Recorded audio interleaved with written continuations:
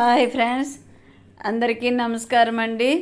నా ఛానల్ మీకు నచ్చినట్లయితే తప్పకుండా సబ్స్క్రైబ్, లైక్, షేర్ చేస్తారని ఆశిస్తున్నానండి. ఇక్కడ చూడండి, రాఖీ పువ్వు అండి. ఇది అంటే రాఖీ పువ్వు, పంచపాండవుల పువ్వు అని కూడా చెప్తారు. ఇప్పుడైతే టైం 9 అయిపోయిందండి.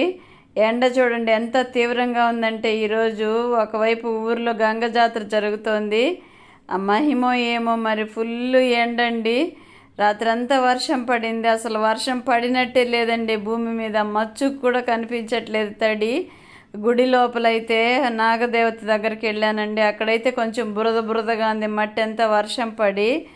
మిగతా దగ్గరంతా కూడా చూడండి, టెర్రస్ మీద కూడా చూడండి, వర్షం పడినట్టే లేదు కదా. అసలు ఒక చుక్క కనపడట్లేదండి. భూమి మీద ఎంత వేడి ఉందో అనిపిస్తోంది.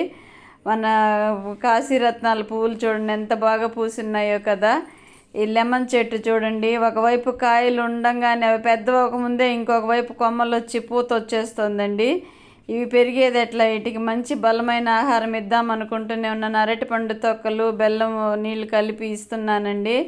ఇంక కిచెన్ వేస్ట్ అదంతా పెట్టి కొంచెం దాన్ని అదే కొంచెం లోడి మట్టి అంతా పక్కకు తీసి పెట్టాలండి. కొంచెం వర్క్ ఉంది, ఒక 2 రోజులు ఫుల్ వర్క్ ఉంటుందండి. ఎండ చూస్తే భయం వేస్తుంది. వర్షం పడుతున్నప్పుడు అస్సలు పోలేము. ఎండకి పైకి పోవాలంటేనే భయం వేస్తుందండి. పువ్వులు చూడండి ఎన్ని రకాలుగా, మెల్లమెల్లగా అన్ని రకాల మొక్కలు పువ్వులు వస్తున్నాయండి. సీజన్ స్టార్ట్ అయిపోయింది కదా. ఇదిగోండి, గంగమ్మ గుడి దగ్గర పొగలు వస్తున్నాయి చూడండి, పొంగళ్ళు చేస్తూ ఉన్నారు చాలామంది అండి. విపరీతమైన జనాలండి జాతర అప్పుడు. అందరిళ్ళకు బంధువులు వస్తారు. చాలా హడావిడి గందరగోళంగా ఉంటుంది కదా జాతర సందర్భంగా. ఎదురింట్లో ముగ్గు చూడండి ఎలా వేశారో. కలర్ కాంబినేషన్స్ అయితే బాగున్నాయి కదా.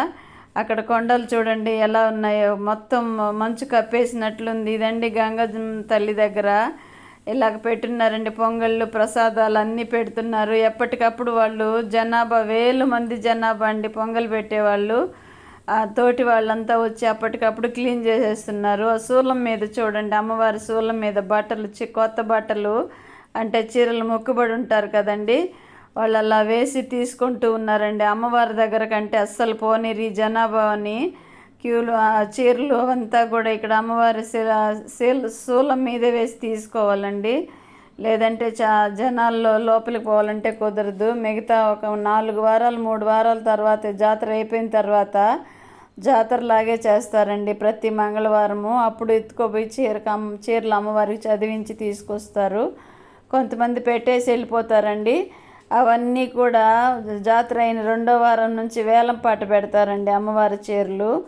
అమ్మవారి మీద భక్తి శ్రద్ధలు ఉండేవాళ్ళు అమ్మవారి చీరలు కూడా పాడుకుంటూ ఉంటారు, తెచ్చి కట్టుకుంటారు, ఊర్లకు కూడా పంపిస్తారండి. ఇదిగోండి నాగదేవత అండి. ఇక్కడ కూడా అమ్మవారి గంగమ్మ తల్లికి జాతర ఆ పొంగల్ పెట్టేసిన తర్వాత ఆ ప్రసాదాన్ని కొంచెం ఉంచి తీసుకొచ్చి నాగదేవత ముందు పెట్టి కొబ్బరికాయలు కొట్టుకొని వెళ్తూ ఉంటారండి. ఈ జాతర 2 రోజులు ఎక్కడి నుంచి వస్తారబ్బా, ఇంతమంది జనాలు ఉన్నారా అనిపిస్తుంది. చీమల పుట్ట పగిలినట్టేనండి జనాలు. నేను వెళ్ళినప్పుడు కొంచెం, ఇదిగోండి నేను వెళ్ళిన సమయమే ఇది, చాలా తక్కువ మంది ఉన్నారండి జనాభా. నేను ఇంక వచ్చేసేటప్పటికి ఫుల్ అయిపోయినారండి జనాలు. చాలా హెవీ రష్ అండి జాతరలో 2 రోజులు. ఎక్కడ పట్టిన జనాలే ఉంటారు. ఇదిగోండి మా అమ్మాయి వేసిన ముగ్గు. శ్రావణ మాసం వచ్చేసింది కదండి. పసుపు ముద్దలు, కుంకుమ ముద్దలు, గాజులు, కొత్త చీరలు, గలగలలు అన్నీ సూపర్ సందడిగా ఉంటుంది కదండి శ్రావణ మాసం అంటేనే. ముగ్గు చూడండి అమ్మాయి ఎంత శ్రద్ధగా వేసింది. మా అమ్మాయి అంటే మా కోడలండి. ఇదిగోండి మెంతికూర పప్పు చేసింది, సూపర్గా చేస్తుందండి. వంటలు కూడా బాగా చేస్తుంది. ఆకుకూర, మెంతికూర, కొన్ని ఆకుకూరలు త్వరగా మెదగవండి. పప్పు ఉడికిపోయినా సరే పప్పు మెదిగిపోతుంది, ఆకుకూర మెదగదండి, అలాగుండిపోతుంది. కానీ ఆ ఫ్లేవర్ మంచిగా ఉంటుందండి, చాలా కమ్మగా కూడా ఉంటుంది. మెంతాకు పప్పు చేసుకునే వాళ్ళకి తెలుస్తుంది. ఒక కప్పు అన్నం తినాలనే వాళ్ళు 2 కప్పులు అన్నమైనా తినేస్తారండి, అంత టేస్ట్గా ఉంటుంది ఆ పప్పు.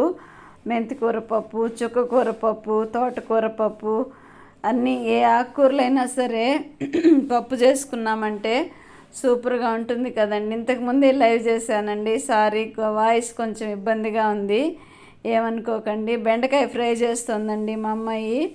అంటే మా అమ్మాయి అంటే కోడలండి, ప్రతిసారి చెప్పలేను కదా నేను. కోడలు చేస్తుందండి బెండకాయ ఫ్రై.